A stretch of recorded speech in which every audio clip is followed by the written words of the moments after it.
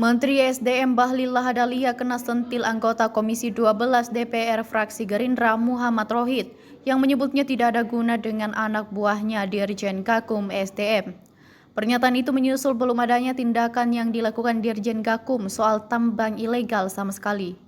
Mendapat kritikan itu, Bahlil langsung menyemprot Direktur Jenderal atau Dirjen Penegak Hukum atau Gakum Kementerian SDM Rilke Jeffrey Huae dalam rapat di gedung DPR Senayan, Jakarta, Selasa 11 November 2025. Dengan muka sedikit tegang, Bahlil mempertanyakan apakah Rilke memiliki nyali atau tidak dalam menindak tambang ilegal sambil menunjuk-nunjuk. Sebab jika tidak, dirinya tidak akan main-main dalam urusan tersebut. Rohid awalnya mencecar Bahlil dan anak buahnya soal belum adanya pergerakan dan gebrakan dari Dirjen Gakum soal tambang ilegal.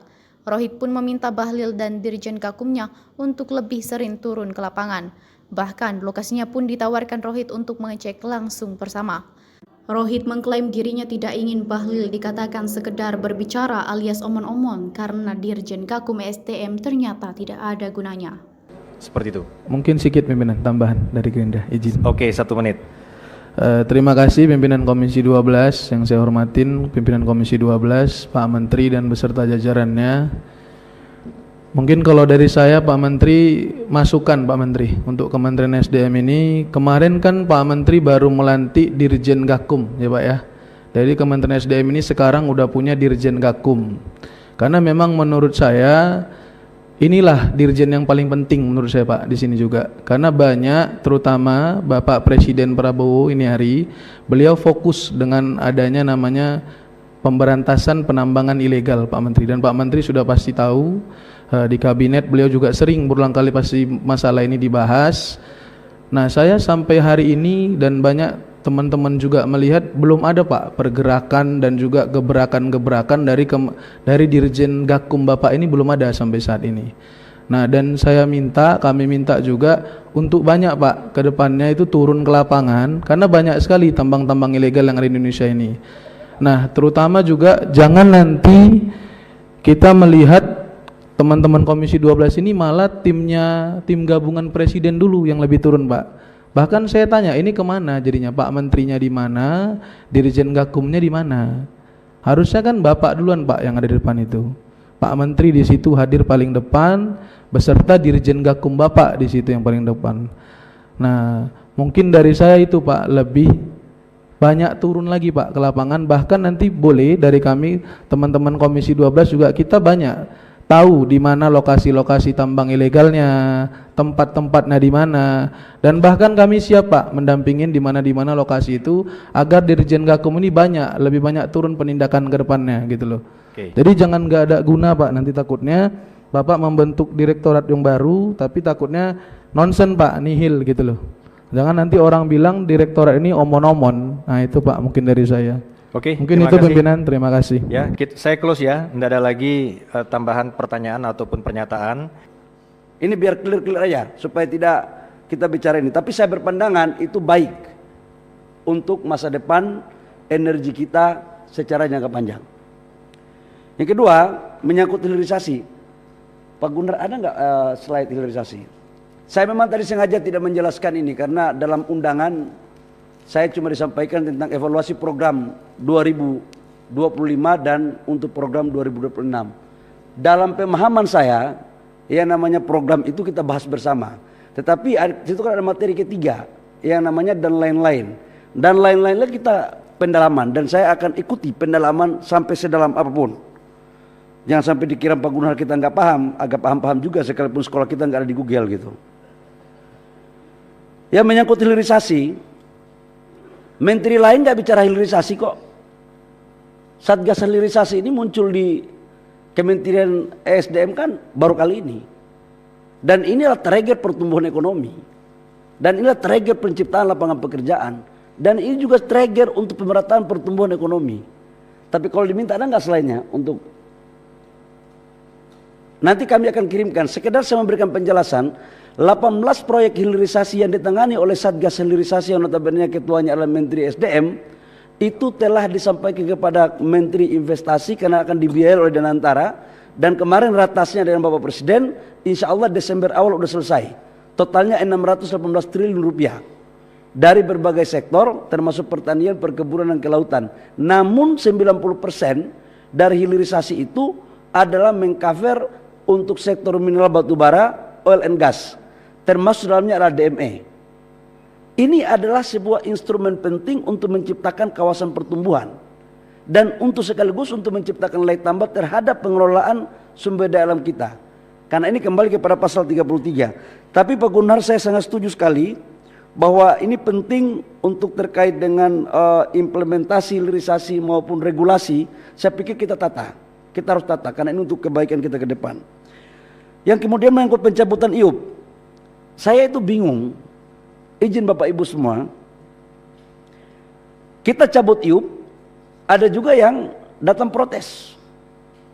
Kayak IUP Raja Ampat.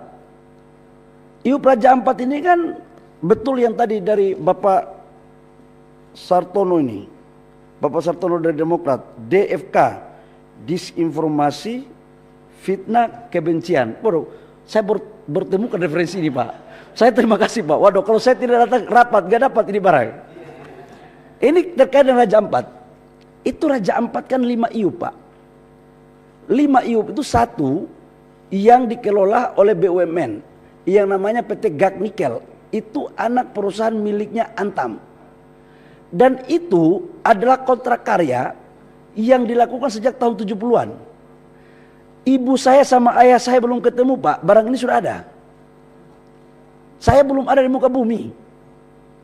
Tapi dikaitkan seolah-olah itu saya yang urus. 4 izin, dan saya juga tahu siapa kontraktornya. Tapi kan gak usah sampai gitu-gituan banget kita. 4 perusahaan yang saya cabut hasil kunjungan kami ke lapangan, itu pun IUP-nya dikeluarkan tahun 2004 oleh Bupati lama karena undang-undang rezim lama dikeluarkan oleh kepala daerah dan sebagian oleh gubernur. Itu pun kita cabut. Dan saya pikir yang begini-begini kita semua dalam ruang ini punya nyali lah untuk melakukan itu. Selama Merah Putih dan Ibu Pertiwi untuk kebaikan Ibu Pertiwi, saya pikir saya nggak ada mundur-mundur itu Pak. Sudah biasa dari jalan-jalanan kok kita. Kita ini kan saya masuk sampai ke sini kan melewati darat, laut dan udara. Tidak hanya satu fase kita. Jadi, nah untuk pencabutan IUP, saya kasih contoh Pak. Ini saya jawab general aja. Bayangkan reklamasi benar dari abang saya dari Nasdem itu. Benar itu. Bayangkan orang mau nyusun RKAB nggak kasih jaminan reklamasi. Saya keliling pakai helikopter, di atas itu hasil penambangan setelah tambang dikasih tinggal semuanya. Saya tidak mempersalahkan masa lalu, karena pemerintahan dulu, sekarang dan ke depan itu satu mata rantai. Ada kelebihan, kekurangan, itu biasa. Tugas kita adalah yang sudah bagus kita lanjutkan, yang belum bagus kita sempurnakan. Nah khusus untuk jaminan reklamasi, kemarin kan ada protes juga itu. 190 IUP diturunkan dari MODI karena tidak membayar jaminan reklamasi. Kalau tidak menjawab jaminan reklamasi, siapa yang mau reklamasi ini barang? Kita ini sebentar lagi meninggal bumi dipanggil Allah Subhanahu wa taala. Tapi apakah kita harus tinggalkan kepada anak cucu kita penambangan yang seperti itu? Maka kita tata. Caranya bagaimana? Boleh RKAB kita kasih, tapi yuk bayar dong reklamasi jaminannya. Bang, formulasinya pun sudah kita lakukan. Saya kan mantan pengusaha tambang, mantan bukan sekarang ya, mantan. Ya kalau dia mau ambil 100 hektar dengan cadangan yang banyak, jangan dia bayar reklamasi dengan seadanya saja. Syukur alhamdulillah kalau dia punya hati yang baik, begitu dia selesai nambang, dia melakukan reklamasi. Rata-rata ada juga yang melakukan begitu, tapi tidak sedikit juga yang meninggalkan derita di daerah-daerah itu. Itulah kemudian kenapa saya katakan tidak boleh kayak begini. Pasti muncul lagi istilah itu DFK ini. Memang Pak memperbaiki itu Pak, DFK lebih banyak daripada maunya kita. Apa yang saya lakukan ini hanya untuk memperbaiki aja. Itu saya tapi terima kasih. Jadi ini Pak Dirjen sama Dirjen Gakum mana ya? Pak Dirjen Gakum Komisi 12 lagi uji nyali Bapak ini. Bapak jaksa atau bukan jaksa? Oh ya. Kalau nyali tidak ada, segera pertimbangkan. Saya nggak main-main, benar. Ini barang ini nggak ada urusan kita. Download Tribun X sekarang. Menghadirkan lokal menjadi Indonesia.